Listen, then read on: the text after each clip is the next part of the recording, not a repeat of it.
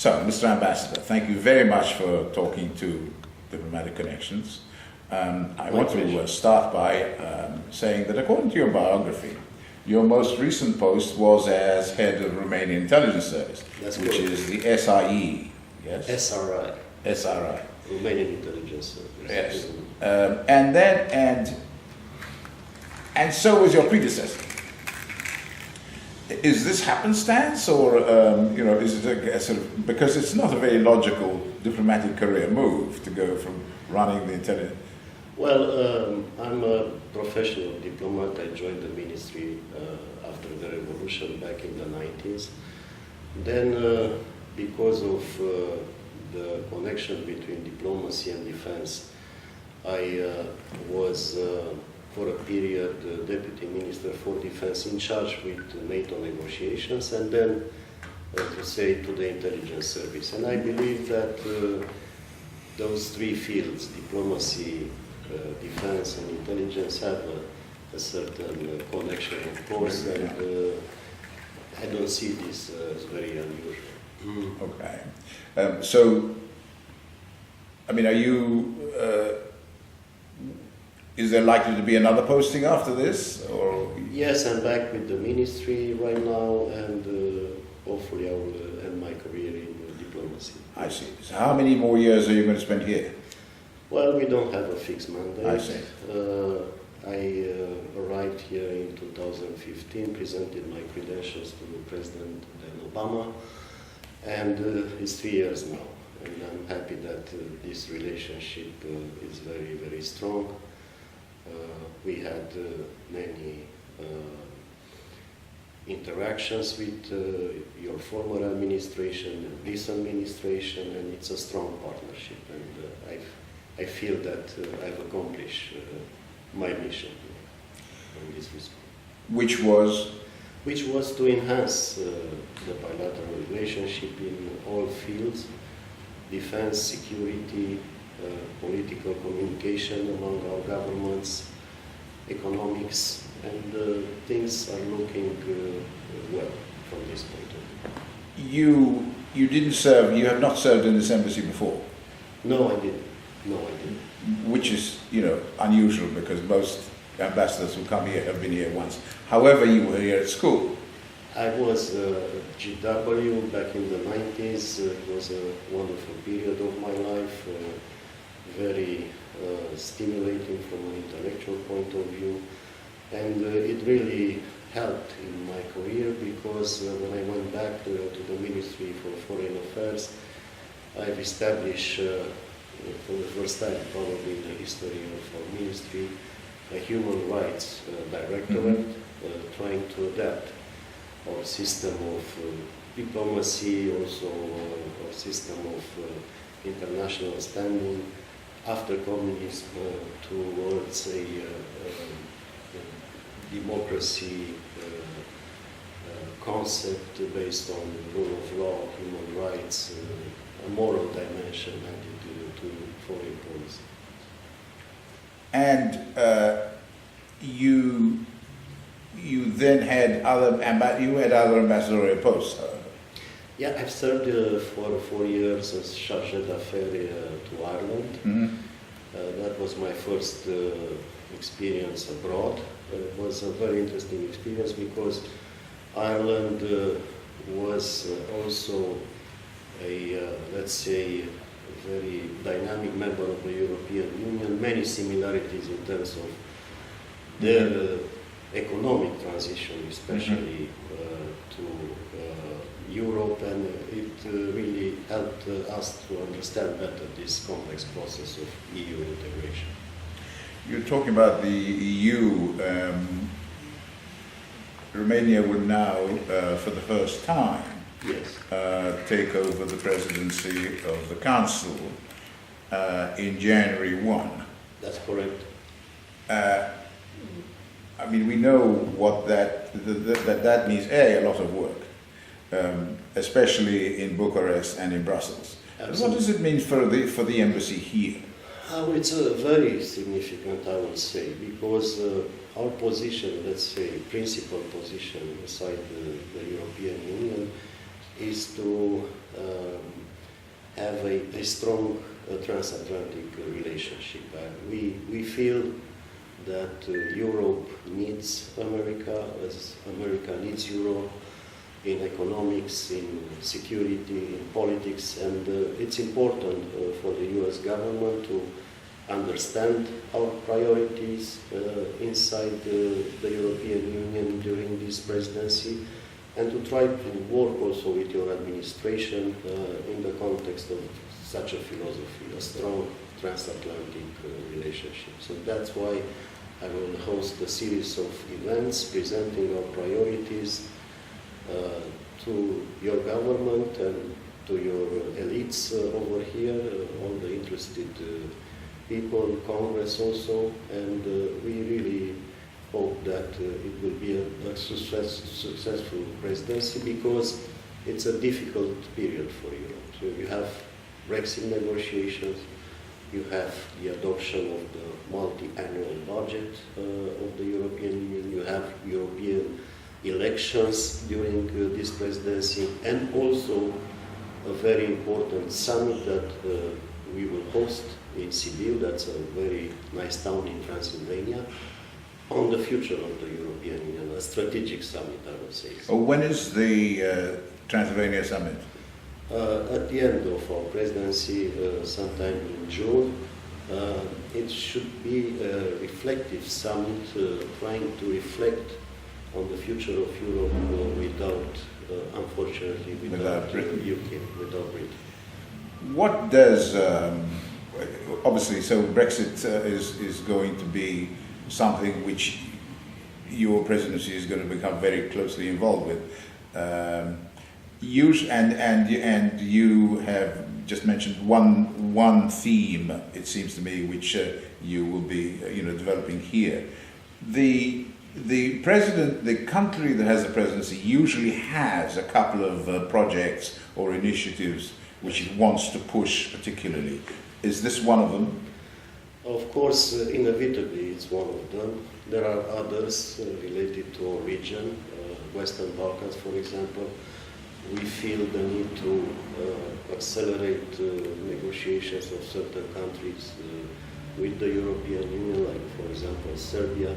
But we have also the eastern neighborhood, very problematic also from many points of view, Ukraine, Moldova, Georgia, so... Turkey? Also Turkey, yes, a strong ally of ours. That's why also for US it's very important to have a good communication with us during such a presidency, because also US is interested very much, of course, in the stability of those countries, in the evolution of those countries towards democratic reforms, towards a better market economy, to more security. So very complicated but challenging period for us. And you and Romania will speak from experience in building up institutions, because yes, absolutely, you've been through this. You did it all in the period of transition yes, from the communist regime as a qualification, if you like, for joining the European Union. Yes, and this is a substantial part of our foreign policy, to try to assist our neighboring countries, especially in Western Balkans, but also the Eastern neighborhood in this process, which is a complicated process, needs political will for structural reforms, but also certain knowledge and expertise in terms of adapting the legislation, the economy, the institutions towards EU. So that is why it's part of our, let's say, mission in terms of our foreign policy to speed up the processes that will lead towards better integration of those countries, I think, for the benefit of EU, for the benefit of security and stability in those areas, still problematic from many points of view, and I think this is also in the interest of the United States. you do have, of course, some current differences with the EU, but then, of course, I suppose every country does. In your particular case, one of them is this corruption issue. The firing of your corruption investigator. And have you now succeeded in finding, has the government actually appointed someone else?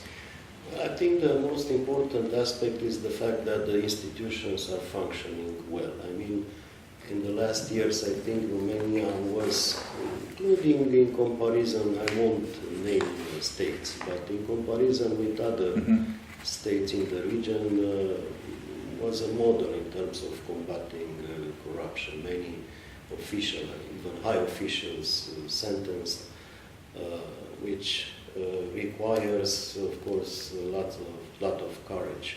The institutions are functioning, and we are now in the process of new nominations for those important anti-corruption institutions, and it's a legal process that is going on. Yeah. If I remember, if I understood this correctly, I just want to get it right. Yes, absolutely. The president Yeah. refused to, in effect, fire the woman, the lady who was the anti-corruption, who headed the anti-corruption unit. The government then resorted to the courts. Yeah, And the courts ruled in favor. The Constitution ruled in favor of the government, as opposed to the president. Yeah. Well, it's as I said, yes, legal right. And so it became a legal thing. So in effect, the president had no choice. Absolutely. Yes. Right. Yes. I see. Yes. Okay. The president has a firm stand in terms of combating corruption, and we are very confident that progress was very solid in this area for us. This, I wouldn't say reputation, but this continuing story about corruption in Romania, where does it come from? I mean, why you? Well, I think... is it a hangover from the previous... it goes back to the communist period, it goes back to difficult economic situation and social situation during that period of time, difficult transition. Of course, just imagine the fact that Romania had probably the worst dictatorship in terms of democracy, but also market economy inside the Soviet bloc. Very centralized economy, and with the transfer of property from state towards the private sector, of course, in a way, inevitably, you have to deal with corruption. But I don't think we were a singular case. Other countries in the region underwent similar processes, more or less difficult, and we are on the right path. I'm very confident in this respect. Just look at the figures of our economy right now. It's one of the fastest growing. Oh yes, I mean we'll get to the economy eventually. No, there's no question about that. But in terms of popular, in terms of the people's reaction to the European Union, if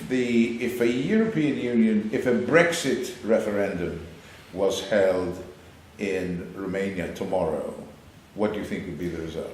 Well, we have constant poll evaluations, and I'm really proud, and this is a reality, to say that we are one of the most pro-European countries inside the European Union. Constantly 60-70% of the population supports the European Union, supports the idea of strong Romania inside the European Union, and that's very important in terms of our standing inside the European Union, in terms of asking for more integration in a period when Europe again has to reflect on its future because of all those evolutions, including Brexit. So I'm very confident that we are strong EU supporters, as we are also American supporters. Also, public opinion views America as its strongest ally in terms of security and in terms of politics, and that's also relevant.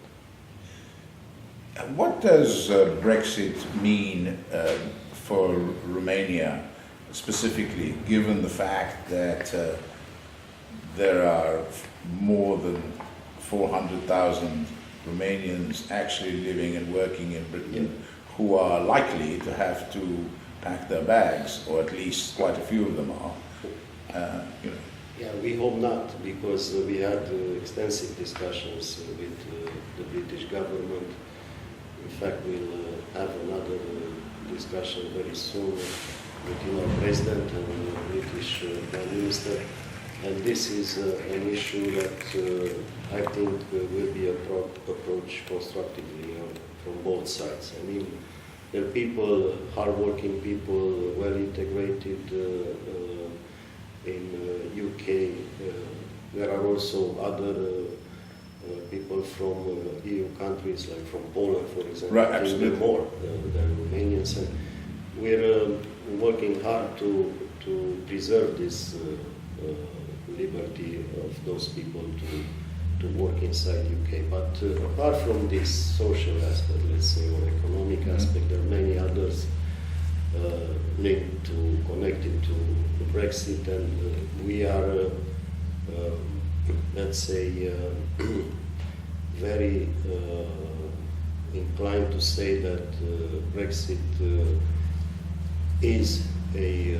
will generate a strategic gap, unfortunately, inside the EU in terms of Britain's strong transatlantic view inside the European Union, its knowledge, historical knowledge of the eastern frontier of the European Union, and I refer here especially to Russia. So we will have to find a way to compensate for that, and I'm glad that Romania has a similar standing inside the European Union in terms of its transatlanticist vision, in terms of its preoccupation about the eastern neighborhood, its knowledge about and expertise in terms of, for example, what Russian influence means in terms of the evolution of European society. So we'll be the sixth largest member after Brexit inside the EU.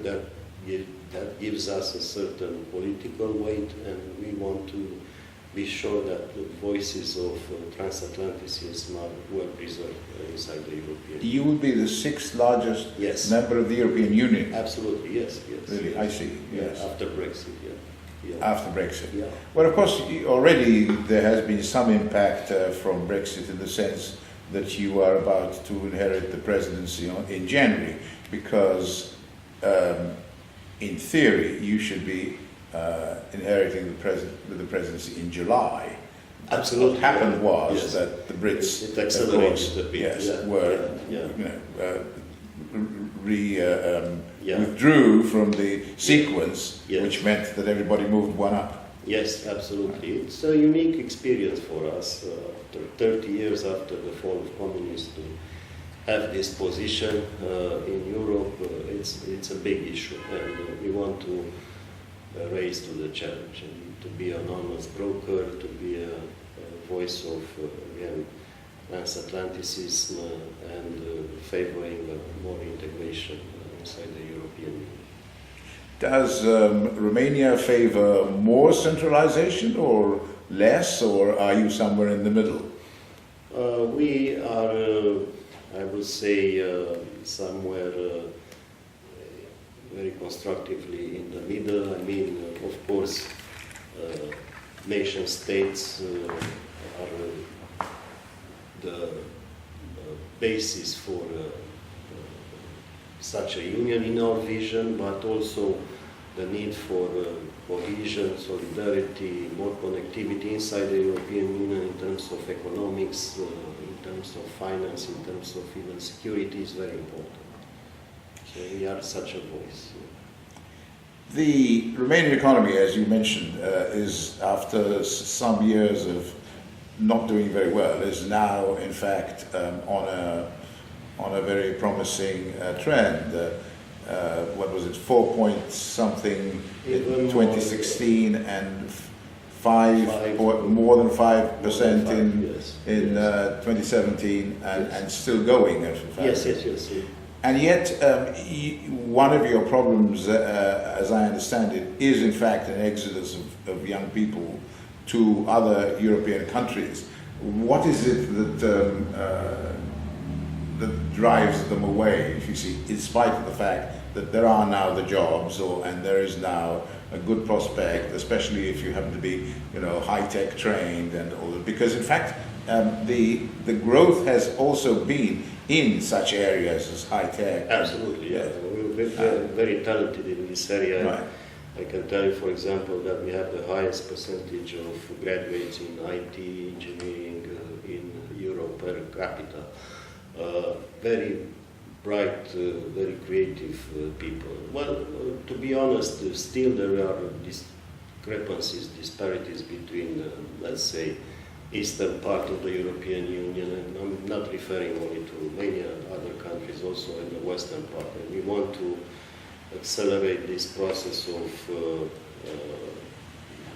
development in order to have that equilibrium between the western part and the eastern part in terms of economy and prosperity. I'm sure this will be achieved on the medium term, and I'm sure that those people that find work abroad will be again tempted to get back to us, to return, because they really love their country and they can express themselves in their country. And I'm having discussions even here. For example, we have many Romanians in the Silicon Valley, IT engineers. They're telling me that on a constant basis that they really want to do something for Romania and at a certain point to return with their expertise and their knowledge back. So is this actually a source of income for the Romanian economy? In other words, in terms of remittances? Yes, it is also a source of income because they're sending back money to their families. But more importantly, I think the growth that we witnessed in the last years, and there are some years now, and it goes back 5 or 6 years, the constant growth, solid growth is based on manufacturing, based on exports, and that's a positive thing. Tourism, I presume. Tourism also an aspect, but more than that, I think, again, those productive areas of the economy, including energy, including car manufacturing, for example, agriculture, very dynamic right now. Car manufacturing, there is a, what is the name of the car that you manufacture? Well, it's Dacia is the traditional yes, car, but they are owned by Renault right now, and the latest models of this car. Dacia is owned by Renault now? Yes. It's years now since they were acquired by Renault. It's a very big factory in Romania. Also, Ford has invested, has a plant in the southern part of Romania, one of the largest factories of car producing in Central and Eastern Europe. They are reaching, I think, more than 100,000 cars a year. So those dynamics are very good. So how does this affect bilateral trade with the United States? It's I mean, what is the size of bilateral trade with the United States? Yes, it's growing and it's very dynamic. It's around 5 or 6 billion annually. It's also a good trend in terms of American investments in Romania, especially in energy. So right now, Exxon is operating in the Black Sea, huge investment, several $1 billion over there. They discovered large quantities of gas. This is offshore? Offshore, yeah, but also onshore. We still have oil reserves, and you have some American companies operating over there. So I think that this is an area that will develop in quantity and quality on the medium term, the economic interaction between the two countries. You mentioned LNG, but what about oil? I mean, I said gas, not LNG. It's gas, reserves of oh, gas. it is actually gas. Yeah, yeah, Okay. absolutely, yeah. And oil? And oil also. I mean, you have oil fields. Yeah, we do, and we. And what is the state of the oil industry at the moment? It's, I would say. Much bombed by the Allies during the war. That's true. We were the main producer of oil. Main producer of oil, yes. Yes, this is becoming again a solid industry in Romania. It needs, of course, technological investment. But I can say we are the less dependent country in Central and Eastern Europe in terms of energy production, less dependent on Russia than any other country. That's very good in terms of also geopolitics, let's say. And the third inside the European Union in terms of independence in energy. Yes, and that's great for the solid evolution of the economy. And what has happened with the pipeline arrangement that you were going to have in Bulgaria, was it? Yeah, we have a project called BRUA, Bulgaria, Romania, Austria, Hungary, linking Central Europe. Right. In terms of pipelines, we are pursuing this as a strategic objective. We have also financing from the European Union in this respect. It has an economic impact, but also strategic impact in terms of diversifying the routes, the pipelines, the transportation routes in terms of gas and oil. Again, thinking about the Russian monopoly in this area, which is creating some problems, not only in terms of economy, but also in terms of political leverage, unfortunately. There is now at least one generation, but some of it sitting behind me, and possibly two generations, to whom the communist regime, Nicolae Ceausescu, all those years are now consigned to history. What sort of residual factors are there still in the society from this past, or is it something that only historians think about? Well, that's a very interesting question. And practically next year we will celebrate, and I insist on this term, celebrate 30 years since the fall of COVID. Right. We were, I think, the only country in Central and Eastern Europe that has officially condemned communism as a crime in Parliament, in terms of Parliament resolution, which was very difficult to achieve because of the fact that mentalities die hard, of course, after 40 or 50 years of communism. But in terms of our new generations, I think they're inclined towards Western, let's say, Western philosophy of life, understanding of democracy, the market economy. In a way, this is a good thing, of course, but also we should remember the difficult period of the 80s, the 70s, and that is why we should reflect on our history, because history has always surprises in terms of its evolution. Sometimes it repeats, sometimes we need to learn lessons from it. That's a hard thing to do. So I'm confident that Romania is now a strong and vibrant European democracy, and that's from the past only.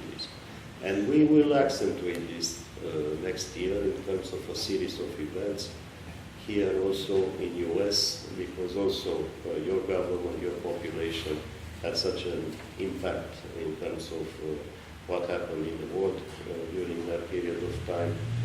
And I have a good conversation with the State Department in terms of trying to initiate a series of events to discuss the historical aspects related to this period. Really? Yes, yes. And are they going to do it? Yes, absolutely. They're very interested. It's 30 years since the fall of communism, and there will be conferences, discussions, exhibitions, dissidents coming and discussing the difficult experiences under communism.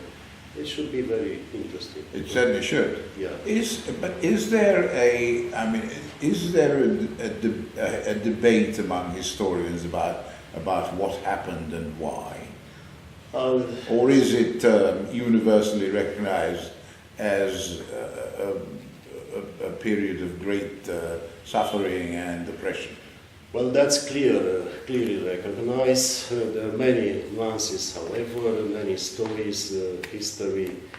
It is, anyway, a recent history. 30 years Right. in historical times is not a long period. No, of course.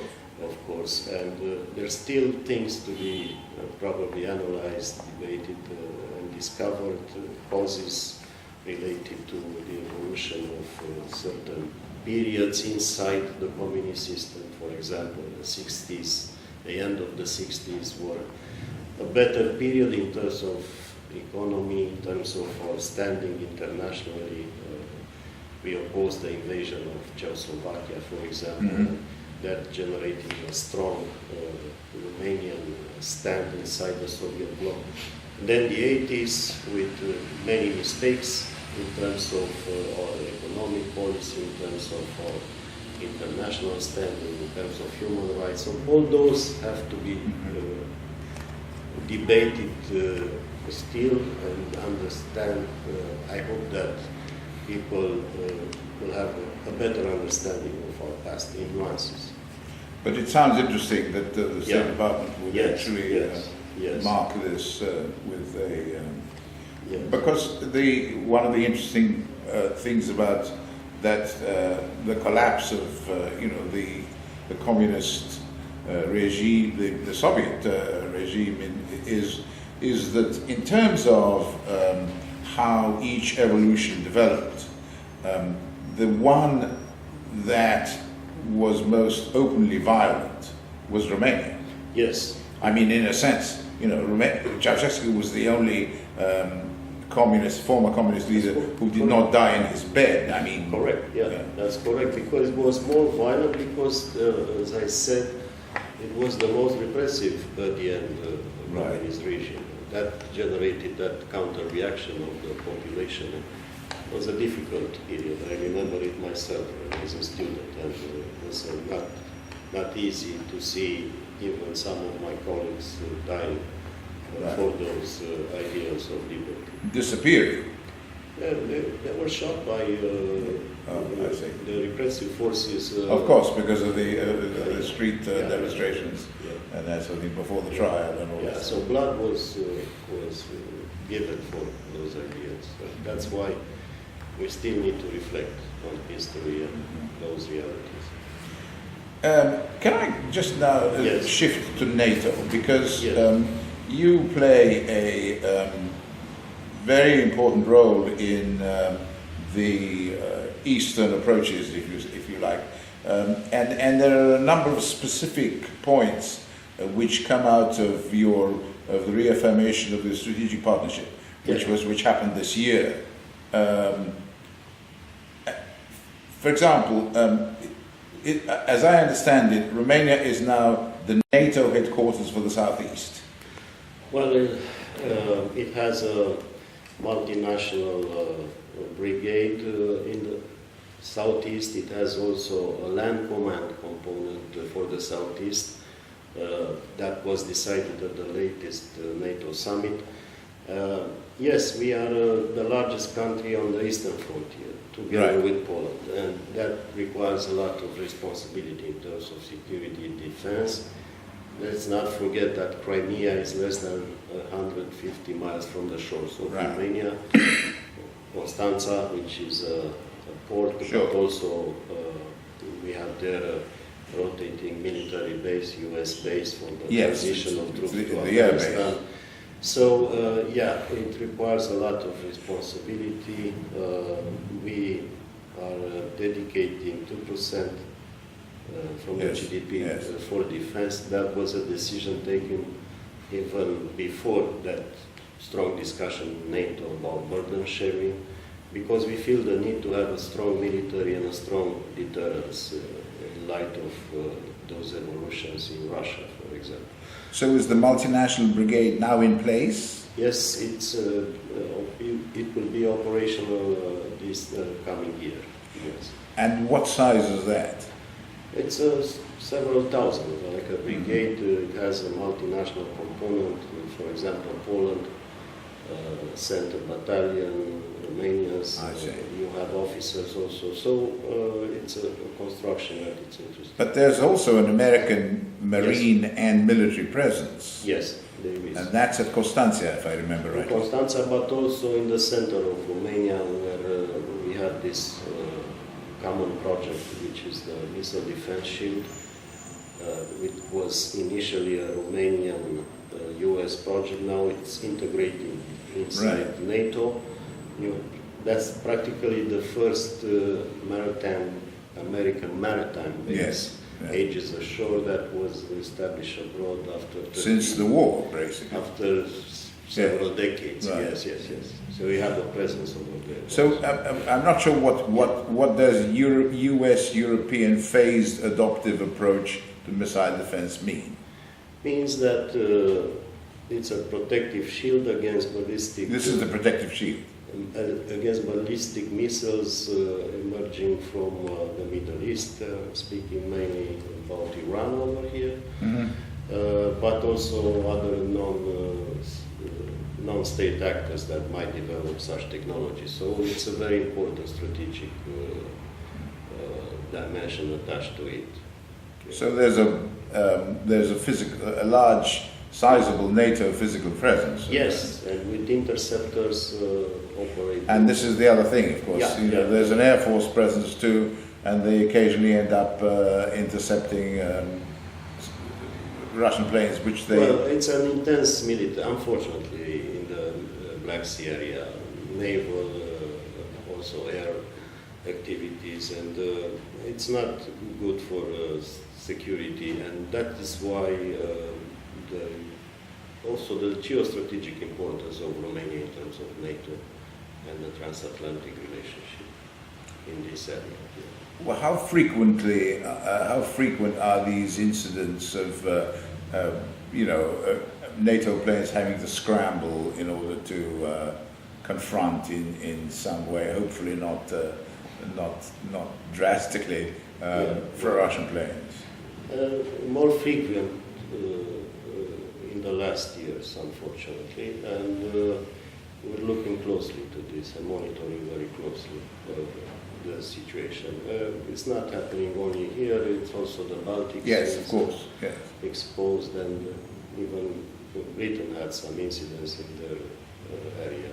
Because the NATO defense line goes all the way from Estonia, right, all the way south. All the way south. To you or to Bulgaria? Finally to Turkey, but the eastern flank is from the Baltic Sea to the Black Sea. So it's a large area, and it's a border area, frontier area with Russia. And that has really been built up significantly in the last, 4 years? In the last 5 to 10 years, unfortunately. So, for example, because of the annexation of Crimea, illegal annexation of Crimea, now we are witnessing a strong militarization of Crimea, which is very close again to the frontier of NATO. It's generating a power projection platform in the Black Sea, which is creating a tense environment with ramifications towards the Eastern Mediterranean. So that's why developing strong air defense, strong deterrence in terms of our military. We are acquiring from US now Patriot systems.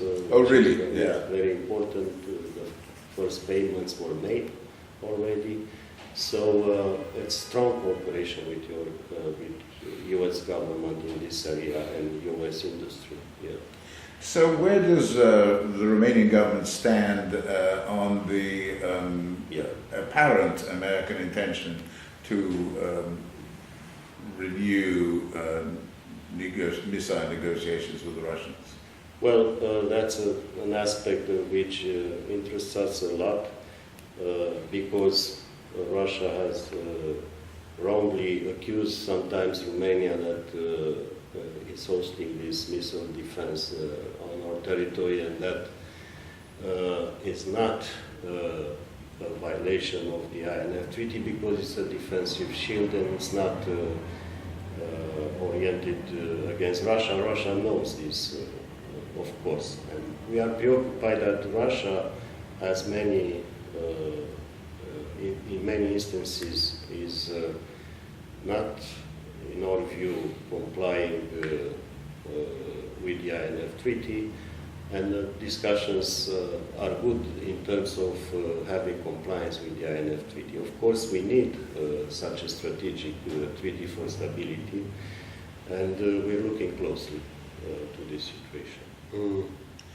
So, really, the bottom line is that as concern for Russian activity grows, so does NATO's response. Yes, absolutely, and that's good. And we are strong supporters of more U.S. involvement in NATO in Central and Eastern Europe because the situation is more problematic here in terms of Russian activities, and not only military, but also hybrid cyber activities, and we need clear responses to this type of position. And are you getting clear responses? I mean, is the message from Washington yes, a clear, reassuring message, or is it one that occasionally leaves you anxious about its interpretation? I would say it's clear and it's proven by facts. The fact that you have invested resources in this European deterrence initiative, that's a great thing, and that goes back to previous administration, and this administration is very clear on that, so that's important. So the rhetoric and the strategy seem to be quite... Sometimes, yes. Well, that's very interesting. And you mentioned before something about how Russia affects your society, in a sense. Well, I will say that we have strong... I mean, let's put it this way. Yeah. How worried are Romanians about the Russians at the moment? Well, we detected those type of activities long time ago, several years. It goes years back now. I remember my previous position discussing with my European counterparts about that intensification of a certain hybrid approach to politics by Russia, using new technologies, using cyber to create disunity inside NATO, inside the European Union, inside societies in Europe to promote aggressively its interest. But then there was a certain skepticism, to be honest, in this respect. But with those developments in US, in Europe, in terms of Russian interference in elections, I think now it's very well understood, and we are in the front line of this, let's say, counter informational dispute. I would say, I don't like to use the term war with Russia. We're getting to the end of this. Another way in which Brussels and Bucharest are perhaps at odds at the moment is the relatively recent European Court of Justice judgment that found Romania, along with, I think, Lithuania, responsible for helping the CIA with torture. what is, and indeed, both countries were fined by the court. What is your reaction to that? Well, first of all, we clearly deny any actions leading to torture. That's out of question. There's no proof in this respect. We had a parliamentary investigation related to issues, to those issues several years ago. They didn't find any evidence in this respect. Now we have a new investigation by the Right. prosecutors in this respect. One aspect is our cooperation in terms of anti-terrorism, counter-terrorism, which is strong. Another issue, such allegations. So we strongly deny them. Yes. Is there any indication that ISIS foreign fighters include Romanians? I mean, in any appreciable numbers. No? There's not an issue for us. We are very efficient in terms of knowledge on those aspects, and we didn't encounter such situations here. Okay, finally, you've been here as a student, and you're here now as an ambassador for a country that is important in the NATO context, important in the European Union context. How, and you've worked in other countries as well, how do you find working in the United States as an ambassador? It's the most challenging posting for a diplomat, clearly, because you see the world is in a dynamic evolution, let's put it like this, in terms of security, all sorts of challenges, and we clearly need to understand America's positioning on certain issues. We have to inform back, we have to discuss with your government, so it's fascinating. And most of all, I like very much our society. Since I was a student here, I enjoyed my life in US, in DC especially, so it's an experience that I will remember with pleasure. Are you from Bucharest? I'm from Cluj myself. That's from Cluj. A town in Transylvania, I know, of university course. town, which is becoming now, I must say, a hub in terms of IT, in terms of technology, in terms of university life, essentially. Absolutely, yes. University in Cluj, yes. Yes. And also an area with some remarkable old monasteries and old castles, old monasteries, yes. Beautiful. I recommend it strongly. I've seen it. I'm glad that Prince Charles, for example, spends weeks in the summer in that area, and he really bought property over there because he views Transylvania as one of the, he said it, one of the most beautiful places in the world. That's interesting. Yes. Thank you very much for this, Mr. Ambassador. Thank you. It's an extremely interesting discussion. Thank you very much, and I wish you success, and thank you. And thank